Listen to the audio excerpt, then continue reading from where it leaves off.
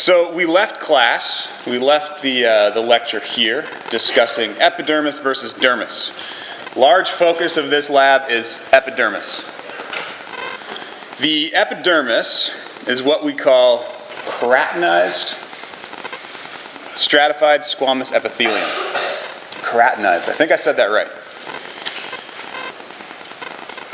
That will become a bit more clear and obvious as we discuss the main cell types in the epidermis. By far, the most prevalent type of epithelial cell is the keratinocyte. Keratinocyte. 90% of the cells in the epidermis are keratinocytes. The name originates from the fact that they produce and contain keratin, a very fibrous, tough protein, which is useful for epithelial cells, especially at the skin, because it gives it rigidity and resilience. As a tissue, the skin needs to be rigid and resilient. It needs to be able to protect and contain the body from abrasion and temperature and everything else going on around us.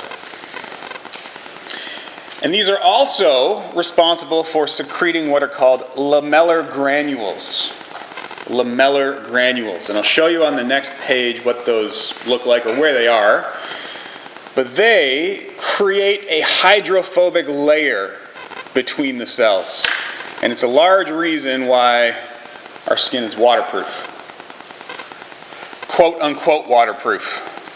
Because it's not exactly waterproof. And I'll talk about that in a second.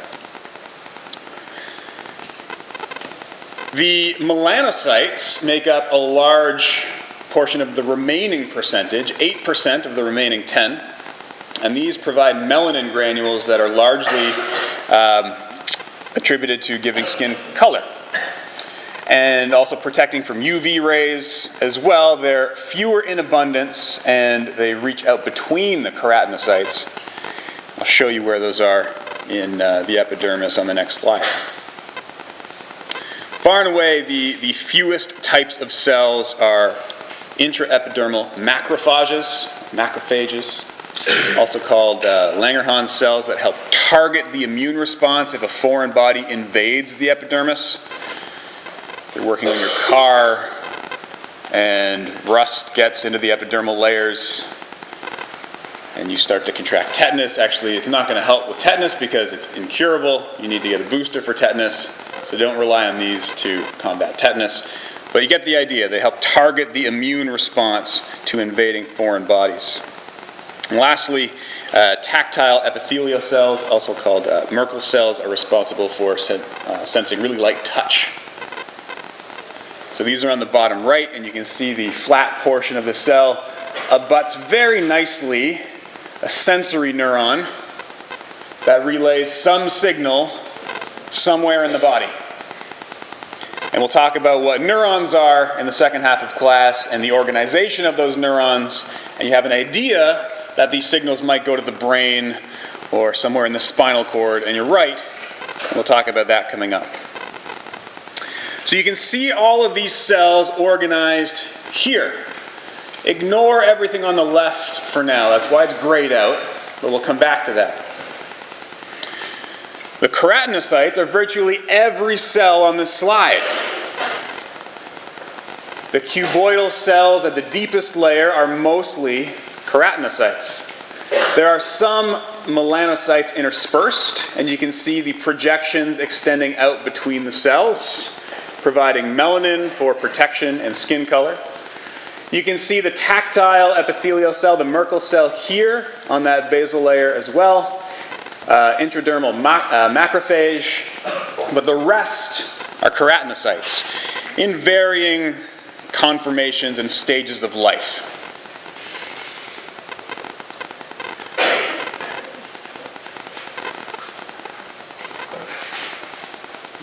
Nothing happened. You didn't see that. Varying stages of life. Also notice the lamellar granules that we alluded to. These are these really small dots, and they tend to accumulate near the surface. They're largely released in this transitionary phase, and we'll talk about what that phase is in a second. But importantly, they're up here that help seal the cells to separate the external and the internal environments.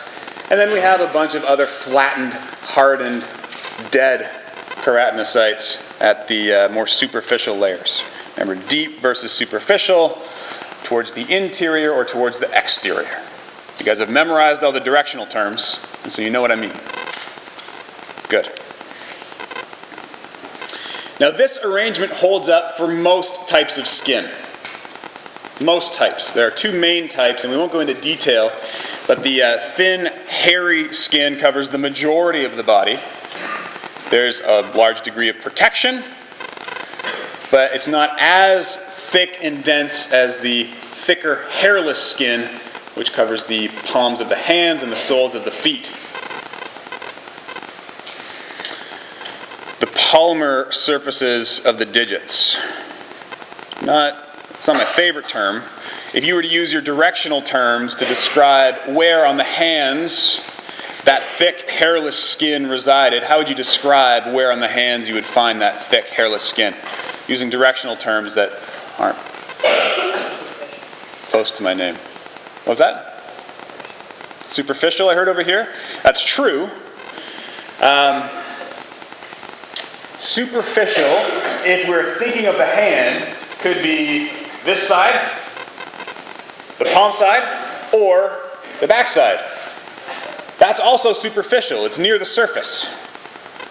So it's true, but it's not the most accurate way to describe it. How would you describe, in the anatomical position, what surface of the hand you would find the thick, hairless skin? I heard murmurings, rumbles. Anterior. Yeah, you guys got it. Good. Anterior versus posterior. Because we're assuming that the hands are always oriented in the same way. Palms up, facing forward. Thanks, anatomical position.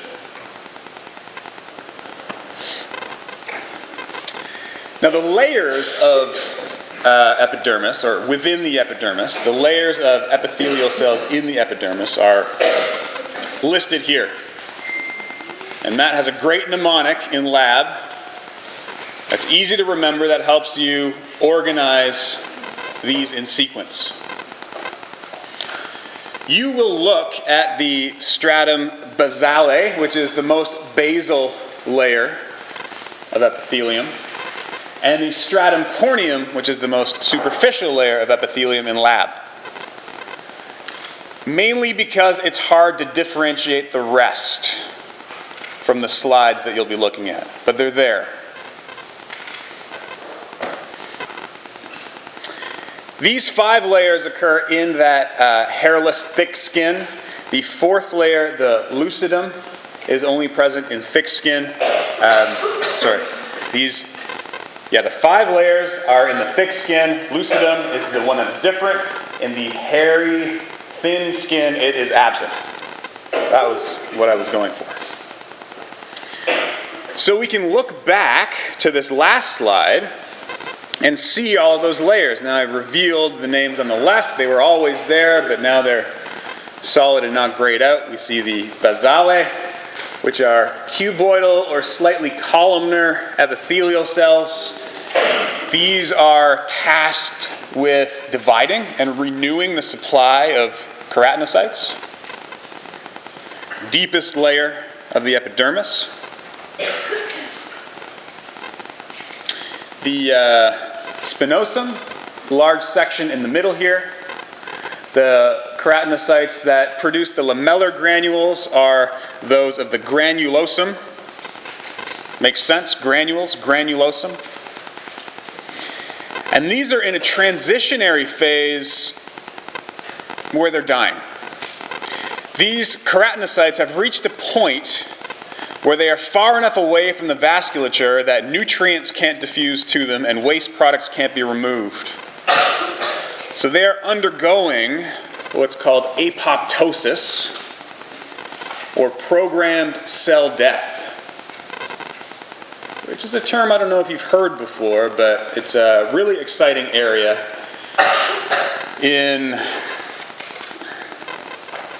fasting and autophagy. These are areas related to health and wellness of mitochondria and being able to use energy efficiently, being able to activate this in a controlled manner is a way that we can keep up the housekeeping in the cell. Rather than being wasteful and always making new cells, it's a lot more beneficial to us as an organism to maintain cells. There's a lot more to it, but this describes the process. If cells are dying, they're undergoing apoptosis. Often when you undergo apoptosis, you release a number of hormonal factors, proteins, peptides into the immediate surroundings as the cells burst. And so the granules, the lamellar granules, are one of those. That's why they're being released. It's because they're undergoing apoptosis.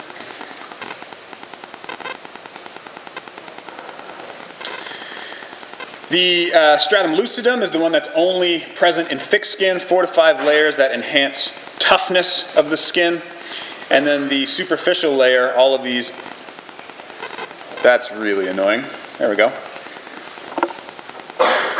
The risk of making it, no, it's fine.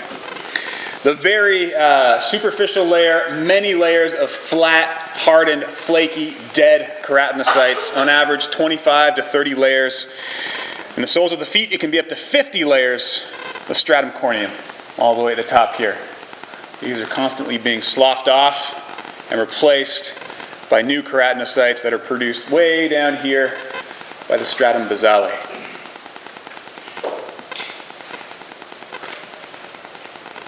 Questions about those layers? Yeah? Can you explain the function again for the stratum spinosum? Stratum spinosum is largely the integral part of the skin. This houses the macrophages, and all the keratinocytes are alive and rounded and giving skin the structure and integrity. They contain the keratin protein that makes it really rigid. Usually, when you look at skin cells, you'll be looking at those. But when you see them on slides, they'll appear really spiky because they're fluid and contained together in a tissue. But as you pull them apart, you rupture or you deform the membrane, so the keratin molecules start to poke out. It's largely what gives the skin its substance. Does that help? Okay. So, epidermis, 5 layers. Main functions of each layer, special characteristics, look for these in lab. Deep to the epidermis is the dermis, and I won't talk too much about this. This summary is in your book. The dermis is connective tissue that is springy, elastic, and supports the function of the epidermis. You're going to want to copy this down, but I'm moving forward to show you what I'm talking about. The dermis is composed of connective tissue containing collagen and elastic fibers. I just said what was up there. Connective tissue containing collagen and elastic fibers. And it's shown here, the 2 different regions, the stratified regions, are the main distribution or deviation, separation in the dermis. The papillary region and the reticular region. The papillary region is the uppermost shaded region. It's very thin. About 1/5 of the dermis is the papillary region, and it largely contains that elastic connective tissue with areolar packing material. The areolar tissue you will see in lab. There's a lot of space and extracellular matrix between the cells that give it that elastic cushioning characteristic to help protect the skin. Involved in the touch sensation as well. And the reticular dermis is located near the bottom, where we house all the main structures of the skin. That's one thing that we're cutting down on in these slides, but it contains the sweat glands that we've talked about, hair follicles, other glands that I'll allude to. There's oil glands as well that are associated with hair follicles, some pressure sensors, nerves that innervate the hair follicles. All of that is contained in the reticular section of the dermis. Also some adipose tissue, a lot of stuff. The vasculature penetrates that far. So I briefly want to discuss some of those. They are accessory structures of the skin as they originate in the reticular region of the dermis. We'll touch on a few of them, but you'll see most of them in lab. One of the most obvious, as shown here, is hair. Hair is prevalent all over the body. And this slide, of course, is from Game of Thrones, copyright HBO. I say that for YouTube purposes. It'll become obvious in a second why I have this up here. Hair is present on most body surfaces except palms of the hands, soles of the feet. Composed of dead, keratinized epidermal cells, so it's the waste products after those cells have died that are built up and packaged into a hair follicle, or into the hair within a hair follicle. There's a nice description of all the outer layers and the structures of a strand of hair, but I don't think, we don't have time to go through that. If you want to, that's accessory reading you can do on your own. It's largely influenced by melanin content in the skin and hormonal changes during puberty, which is why I have this picture up in the background. The hormonal changes most obvious during puberty occur for hair that is not yet developed. That of the face and the beard is a great example. So hormonal changes during puberty can alter the structure and composition of hair that hasn't developed yet, so that as it grows, the color, the form, curliness, etc., wiriness can be a lot different, as evidenced by our friend Thormund here.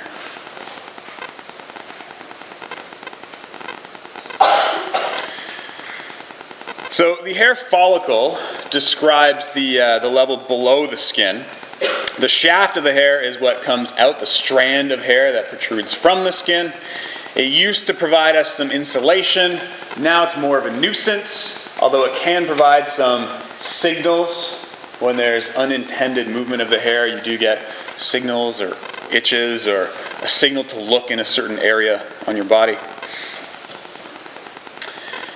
And I really just put this up for the nice scanning electron slide of the hair follicle with the shaft coming out of the epidermal layer. But we're not going to go into too much more depth as to how hair is formed or what the innervation and nerve supply are. You can make out the dead keratinocytes that make up the hair shaft that are sandwiched together. But how it's formed is less of an issue. I'll show you briefly on the next slide before we talk about the glands, the follicle and the bulb of the hair that protrudes from the skin. And I'll draw your attention just briefly to the plexus. You can see the nerves that innervate the lower portion of the hair follicle that are responsible for sensing any undue movement. It helped me out a lot once this summer. I went for a walk with my dog and came home, started cooking dinner. It was in the afternoon. And there was just something that had like an itch on my upper chest. I'm like, okay, I'll get it, I'll itch it. And it wouldn't go away.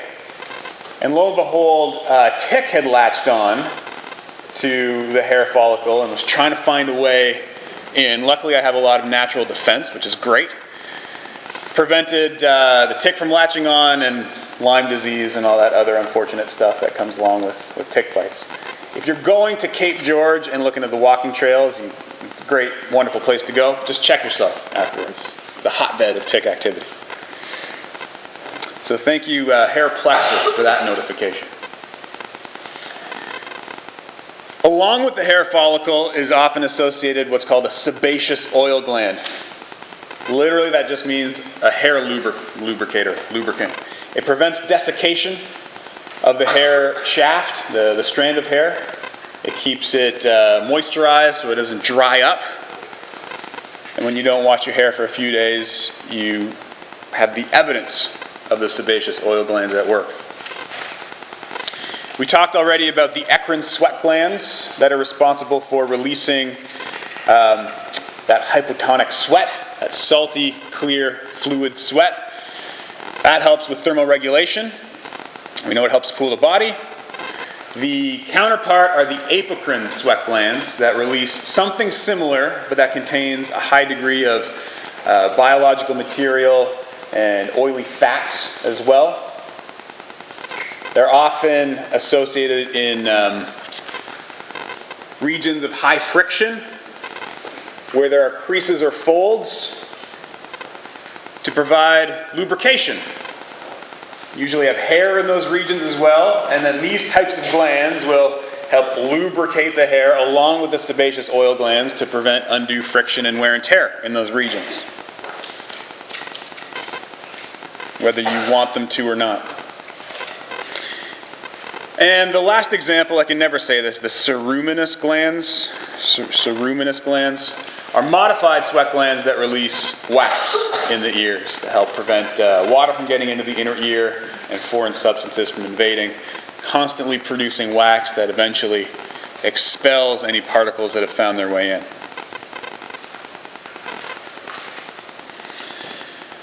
We've already alluded to the functions of the skin in passing, but I felt like articulating them here in a list so that you had something to go off of when you're studying for your midterm or for the lab exam.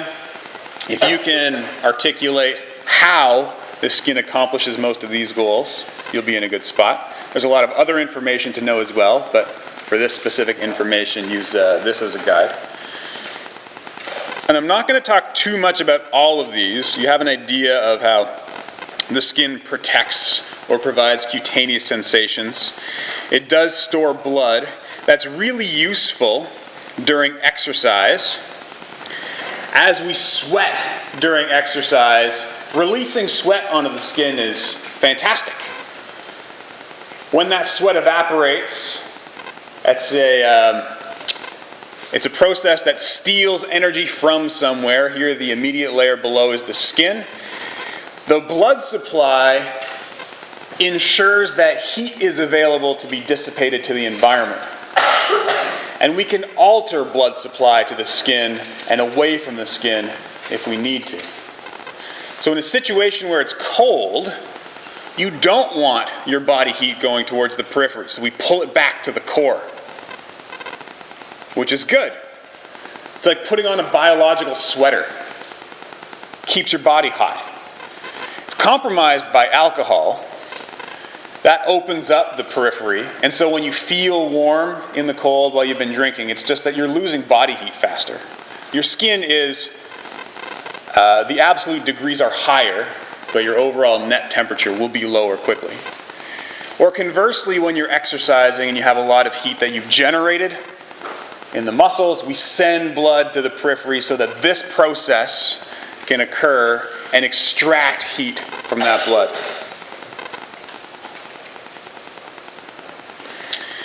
The skin also does help with excreting and absorbing some elements, and this is why I said quote-unquote waterproof. We excrete water constitutively, always, on a daily basis. You might lose 400 mils, just under a tall can of water from the skin, just being alive. Even though it's quote-unquote waterproof, some water evaporates, and we call that constitutive water loss. That is larger in dry climates, cold climates, at altitude, things that you care about when you're thinking about hydration status and performance. It can also absorb materials.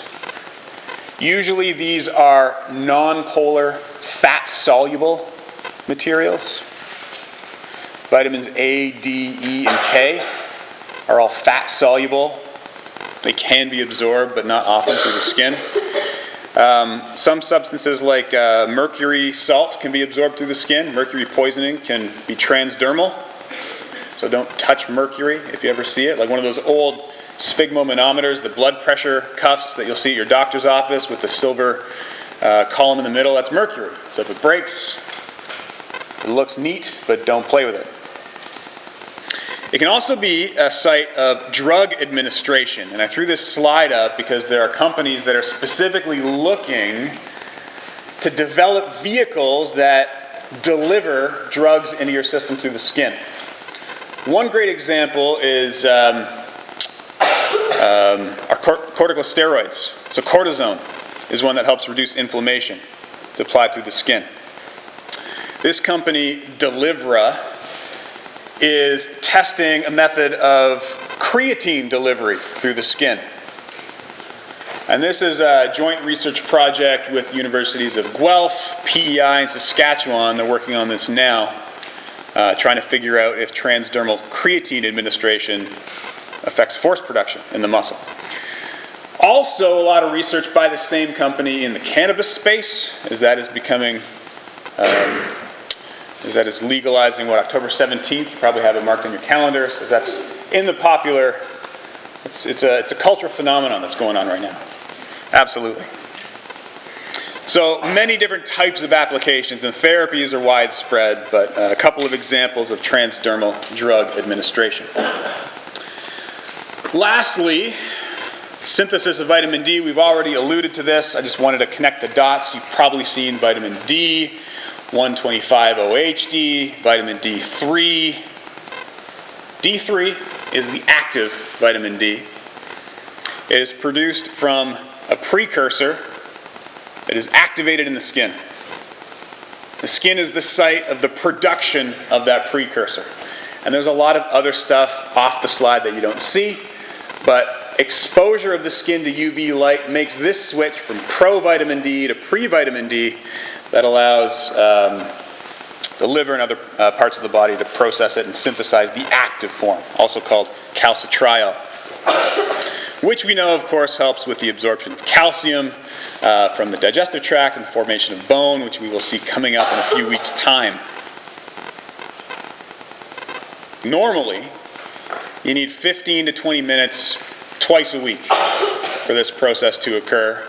And you've probably been told by your parents that in colder, more northern climates, you might not get as much exposure, or if you live a sedentary indoor lifestyle, you might not get as much exposure as you need and therefore need supplements.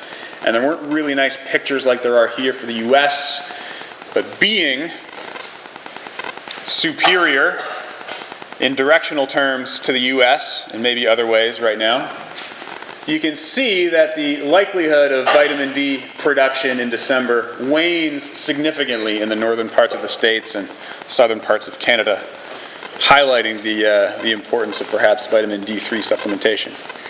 125-OHD3 is the active form. You'll see that on vitamin bottles. Questions? Okay, we're finishing up slide set 1. And I want to even get into a few slides on the next section. We have some time, which is good. We're playing catch up. Summary. I often don't include summary slides in the slide set on Moodle. I guess you'll get them if you watch the YouTube videos, but there's sort of a reward for coming and being in class, being present, paying attention. We covered a lot in this introductory section.